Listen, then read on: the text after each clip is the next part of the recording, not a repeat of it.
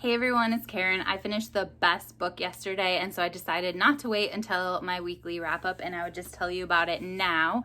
It is called Wintering, and it's by Katherine May. Basically, as it says, this is for Nonfiction November, but it says the power of rest and retreat in difficult times. And so this is like exactly the book I needed right now. Not that I'm going through any difficult times. Like, things are pretty good right now, but I think that everyone is just kind of going through this low grade winter season because of because of COVID and all that stuff.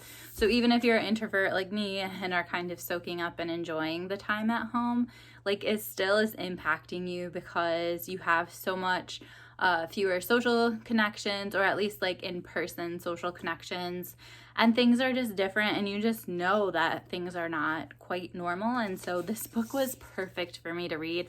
I took so many notes on it, so I want to share some of those with you, but that is why I'm looking down. But basically, just to start off with and describe what wintering is, Katherine May says, wintering is a season in the cold. It is a fallow period in life when you're cut off from the world, feeling rejected, sidelined, blocked from progress, or cast into the role of an outsider. So obviously, like I said, COVID is kind of a low grade winter season, but other things that could get you into the season of winter inside your body emotionally would be like the death of a loved one, or the loss of a friend in some way, job loss, sickness, just all those kind of like life things that happen that everyone deals with at different times, but no one is going to avoid being impacted by them. The author actually had autism. Well, she still does, but she wasn't diagnosed until quite late. So that was kind of like her wintering. A big one was when she was a child. And one of the things that I have also noticed in my personal life that the author talked about is just like, I grow so much as a person when I am going through a difficult time, and I hate it, and it's uncomfortable. It's not pleasant.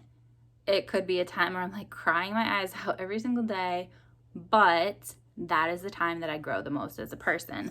And she says, wintering brings about some of the most profound and insightful moments of our human experience, and wisdom resides in those who have wintered.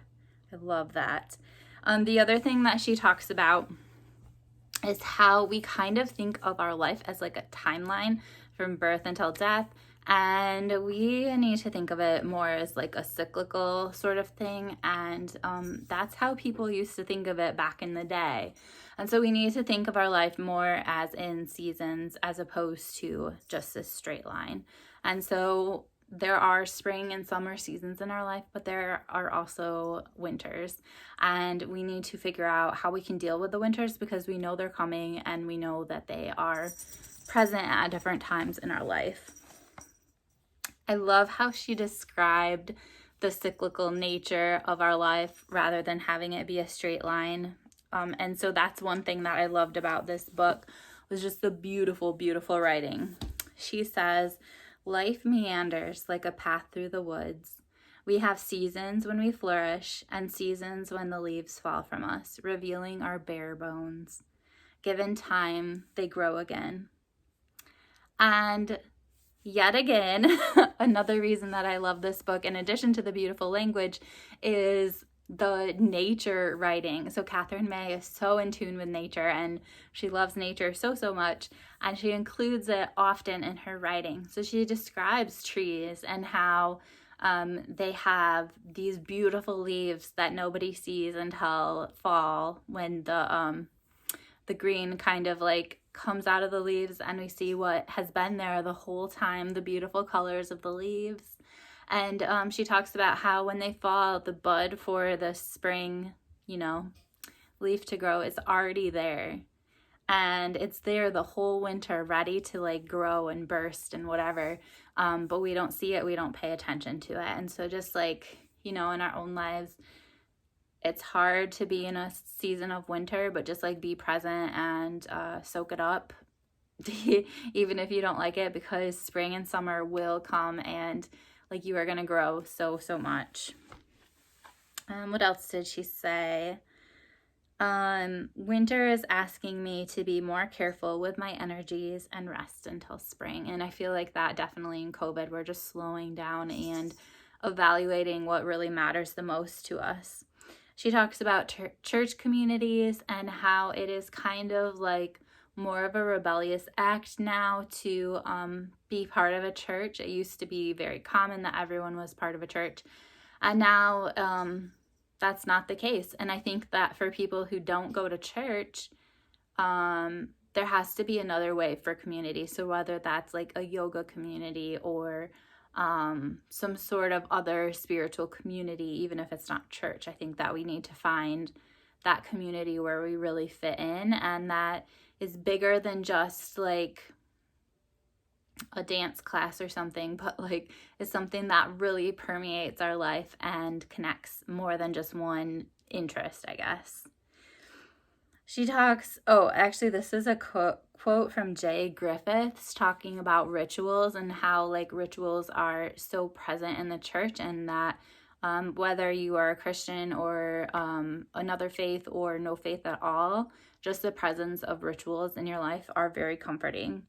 Rituals are the doorway of the psyche between the sacred and profane, before purity and dirt, beauty and ugliness, and an opening out of the ordinary into the extraordinary. The other thing is that she discusses is that some winters are very obvious when they start. Someone passes away in your family, there's your winter. Someone gets diagnosed with cancer, there's your winter. But some of them are gradual and they just kind of creep in on you, and then all of a sudden you realize that you are in a winter and that you have been perhaps for quite some time and you didn't notice it because it was so gradual. I loved this idea of finding wisdom in your winters and sharing that with others. She says, you'll find wisdom in your winter, and once it's over, it's your responsibility to pass it on. And in return, it's our responsibility to listen to those who have wintered before us. That kind of mindset is very helpful and also very compassionate, because a lot of people judge others who are in a difficult time in their life. And this idea of finding wisdom in your winters really takes us away from that judgment piece and just leads us to a more compassionate view of someone who is struggling for whatever reason. By doing a resilient thing, we felt more resilient, that circular process of being resilient and feeling resilient that kept us afloat. So finding different strategies during your time of wintering that will help you just develops this idea of a resilient nature.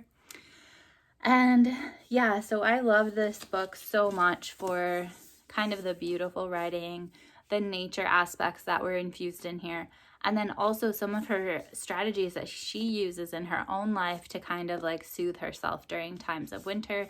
I really think that we need to start thinking about those now, because like I said, even if COVID isn't something that necessarily like bothers you that much, it is something that's impacting all of us, whether we realize it or not. And I'm just fearful that people will store it up in their bodies and then give it a few years, and like there's going to be some negative impact even if you didn't feel that you were really upset during the COVID time.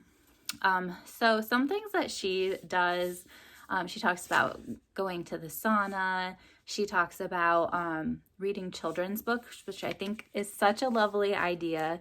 When I was rearranging my shelves, once I got them, or putting books on them for the first time, I guess it's not really rearranging, I found a bunch of my children's books that were on the shelf, but I just had kind of ignored and not really paid too much attention to.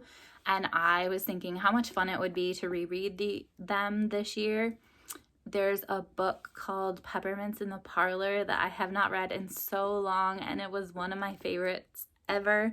I would love to reread it. Kind of that cozy orphan sort of story. It's not cozy at all to be an orphan, so I don't know. Anyway, it's like a really good mystery book. I have read The Golden Compass and The Subtle Knife, but I've never read the third one, so that's something else that I wanted to read. And then she gave some of her favorite children's books in here too, so I would like to request those from my library and see if I can read them. But I think that's a really good idea to reread books for comfort, or to do read children's books either for the first time or again. The other thing that I did after reading this was I made a list of all the things that provide me with comfort, because like I've mentioned before, I have like put on so much weight during COVID, and I think that my body and my mind kind of viewed food as a comfort, and so I'm trying to like, after I've developed this list of things that provide me comfort in other ways, like using that list and just like really soothing myself, because I'm one of those people who, like, besides the implications that COVID has in our world and the horrible things it is doing to so many people, like, I am someone who doesn't mind staying at home, staying safe. I don't mind having a smaller circle of people that I interact with. I don't mind having extra time for reading, but like I said, I know that COVID is probably like impacting me. It's like a small low-grade trauma that's kind of being stored in my body and stuff like that. And so I really, really want to make sure that I am doing those self-soothing sort of things throughout the day so that I can deal with it in a healthier way than I have been, even though I haven't realized that I'm doing that, but I know that it's lurking beneath the surface, some of those reasons. So yeah, I am wondering if any of you have read Wintering, or if you have any other recommendations for books that kind of provide you comfort when you're going through crazy situations. I adored this, and I really want to read her other books now. So yeah, I hope that you guys will buy this book. I always give recommendations and people are like, stop it, you're making me buy books. But this one is so good, so comforting, and I feel like it's just what we need right now. I will talk to you guys soon. Bye.